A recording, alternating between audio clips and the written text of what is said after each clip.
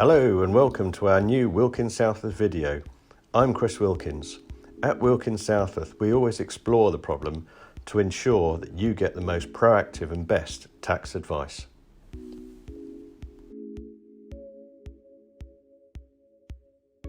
In this video, we explain why your domicile is so essential and what are the implications with regards to taxation. When the tax status of Chancellor of the Exchequer Rishi Sunak's wife was leaked to the press, few could have predicted the political fallout. At the time, Akshata Murthy had a non-domicile tax status in the UK, paying tax on her UK earnings to the Treasury and tax on her overseas earnings to the Indian government. So why is your domicile so essential? And what are the implications with regards to taxation? What does the term domicile mean? Before we look at this in more detail, it's important to remember the term domicile. It relates to the country that a person treats as their permanent home, lives in, and has a substantial connection with. In the case of Akshata Murthy, she cannot obtain British citizenship without renouncing her Indian citizenship. Consequently, she has a non-domicile tax status in the UK, which is perfectly legal and means she only pays UK tax on her UK income and gains. On the other hand, a person domiciled in the UK will pay tax, capital gains, income and inheritance tax on their UK and worldwide income and gains. There are 4 different types of domicile. Many people may be unaware, but there are 3 main types of domicile and 1 deemed status, which are Domicile of Origin, Domicile of Dependence, Domicile of Choice, and Deemed Domicile. Interestingly, there is no formal application process for any particular domicile status. However, if you are required to submit a tax return, you will need to complete a self-assessment SA 109 form. This will identify the terms on which you are claiming a particular domicile, although it could be challenged and reviewed by HMRC. Domicile of Origin. Upon birth, all of us will acquire a domicile of origin, usually that of our father, mother, or adopted parents.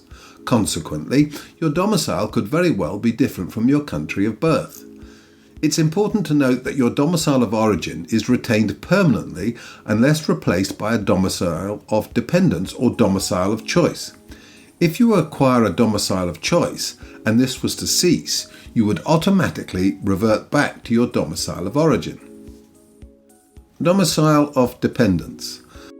The term domicile of dependence relates to children under 16, lower age limit in Scotland.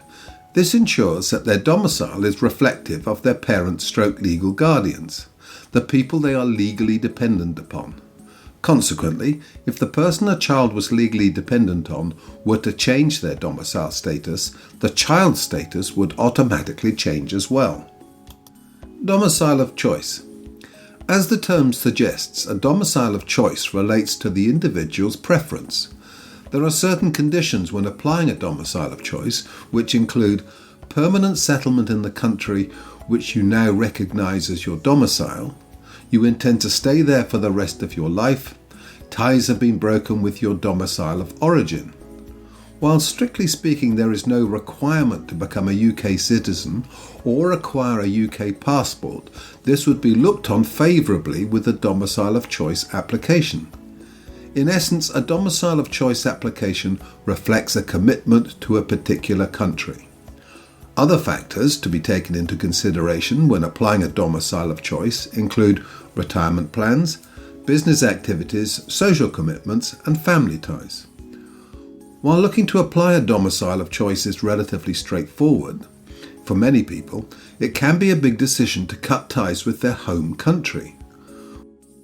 One of the most famous cases of a domicile of choice was that of John Lennon and his bid to become a permanent resident of the US, living in New York. Despite his historical connection with the UK, his decision to cut ties with his former homeland allowed him to apply this domicile of choice. Deemed domicile. In April 2017, the UK government brought in a raft of regulations concerning the domicile status of individuals living in the UK. While the three main options remain relatively unchanged, an additional category was introduced in the shape of deemed domicile. This allows HMRC to treat those not officially domiciled in the UK as if they were, for income and capital gains tax purposes. There are two specific scenarios where the deemed domicile status can be used, which include individuals domiciled outside the UK but born in the UK with a UK domicile of origin, and those who have been resident in the UK for tax purposes for at least 15 of the last 20 tax years. If you have significant assets and receive substantial income from overseas, the deemed domicile status could prove expensive. It is vital to take advice from your accountant. What is non-domicile status? Often referred to as nondom, this relates to the status of an individual and their obligations to pay UK taxes. It implies that the UK is not their permanent place of residence and infers that they will return to their country of origin at some point in the future.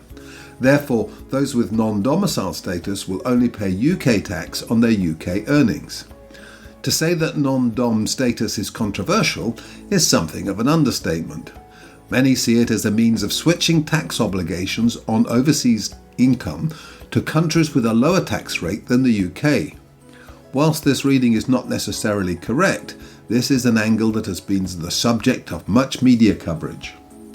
How does non-domicile status work?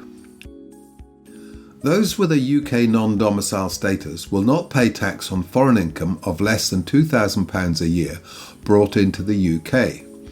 This is often referred to as unremitted foreign income.